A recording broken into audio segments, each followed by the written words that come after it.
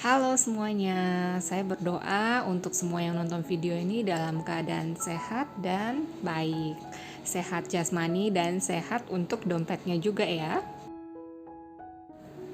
Hari ini saya akan membahas lagi mengenai progres sinking fund yang sudah aku jalani beberapa bulan ini. Dan aku juga mau kasih tips agar gimana caranya kita bisa konsisten untuk menabung sinking fund dan cara meningkatkan tabungan sinking fund. Saya mau ucapkan selamat datang untuk teman-teman yang baru pertama kali mampir di channel Cerita Meme. Channel ini akan banyak membahas tentang personal financial, how to achieve the goal, bagaimana kita men-setting budget bulanan ala saya berdasarkan pengalaman pribadi saya. Jangan lupa untuk nyalakan tombol lonceng dan subscribe teman-teman agar tidak ketinggalan video-video terbaru saya. Sambil ngerapiin tracking sinking fund bulan Desember dan Januari aku mau bagi tips ya teman-teman. Yang pertama adalah gimana caranya agar kita bisa nabung rutin untuk sinking fund, baik itu mingguan ataupun bulanan. Yang pertama adalah alokasikan dana sinking fund secara khusus. Contohnya, teman-teman yang udah bekerja, itu kan pasti ada terima gaji bulanan. Dan untuk teman-teman yang masih sekolah ataupun masih kuliah, itu pasti ada terima uang jajan kan dari orang tua. Nah, itu bisa kita sisihkan setiap bulannya. Untuk yang masih sekolah atau yang terima gajinya mingguan, itu bisa sisihkan secara mingguan. Jadi kalau udah begitu terima gaji ataupun uang jajan itu langsung pisahkan dari rekening atau dari kas. Entah itu dipisahkan di amplop ataupun di rekening khusus agar tidak terpakai.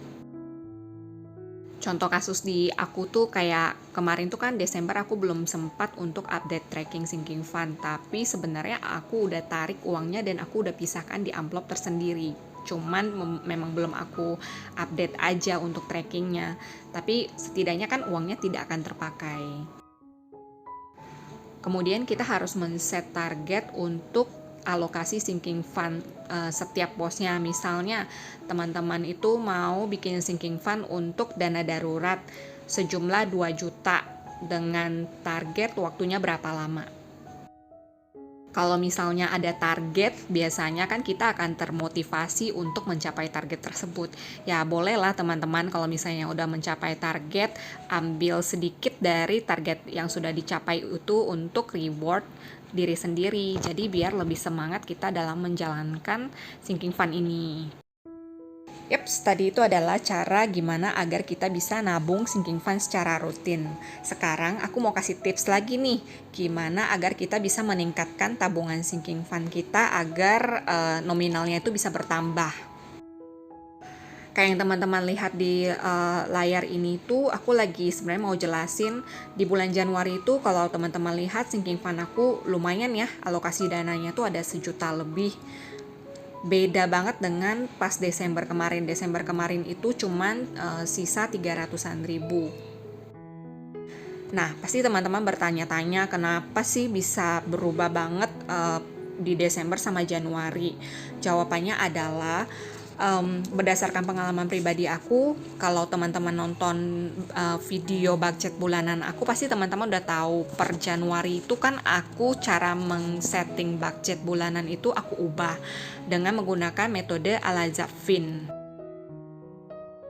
Kan ada 3 pos biasanya tuh selalu living, saving, dan playing.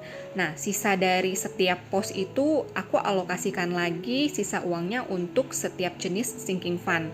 Contohnya untuk pos living, sisa dana dari pos living ini aku akan alokasikan untuk sinking fund sewa rumah. Teman-teman juga bisa untuk seperti DP rumah ataupun hal-hal yang berkaitan dengan living.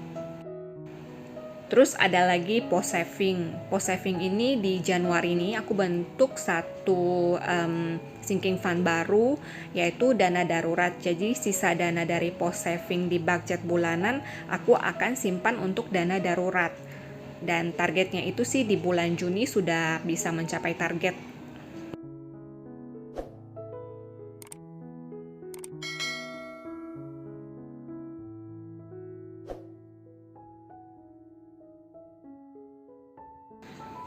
Jadi di bulan Januari sisa dana di pos saving aku ada 900.000 dan aku memutuskan untuk bikin sinking fund baru, yaitu untuk dana darurat. Karena kondisi sekarang kan masih serba tidak pasti ya. Jadi better kita dananya itu kita pakai untuk dana cadangan aja. Jadi ini tuh bisa jadi salah satu contoh buat aku juga dan teman-teman gimana kalau kita merencanakan budgeting bulanan dengan tidak. Coba kalau aku nggak bikin budgeting bulanan, pasti sisa uang ini udah aku belanjain entah buat keperluan apa yang nggak penting. Bisa aja untuk makan lah, shopping online lah, yang ujung-ujungnya itu juga dibilang bermanfaat sekali, ya nggak juga. Kita lanjut lagi. Terus untuk yang post playing, nah aku ada sisa dana sekitar 491.000. Aku buletin aja jadi 500.000. Ini aku mau bagi dua. Yang pertama adalah untuk sinking fund liburan. Sinking fund liburan ini aku udah cukup lama nggak nabung. Kalau teman-teman lihat tuh di November sama Desember aku nggak nabung karena sisa sinking fund aku, sisa dana aku tuh dikit banget untuk aku alokasiin untuk pos liburan. Biarpun sekarang tuh masih lagi masa pandemik dan belum bisa kemana-mana, aku tetap mau alokasiin dana untuk pos liburan ini.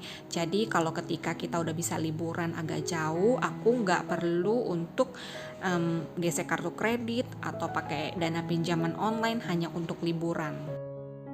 Kalau pakai cara gesek kartu kredit begitu kan ujung-ujungnya sesudah kita pulang liburan bukannya happy malah puyeng ngebayarin cicilan kartu kreditnya. Selanjutnya untuk sinking fund playing ini adalah giveaway. Ini jangan lupa teman-teman untuk like, share, subscribe, dan komen. Dan share juga channel ini ke teman-teman agar semakin banyak yang subscribe, semakin saya cepat capai subscriber dan kita cepat-cepat bisa mengadakan giveaway ini. Jadi total tabungan untuk sinking fund giveaway ini sudah ada sekitar 250.000. Sekian tips hari ini yang ingin aku bagikan berdasarkan pengalaman pribadi aku. Semoga bermanfaat untuk teman-teman yang sudah menonton.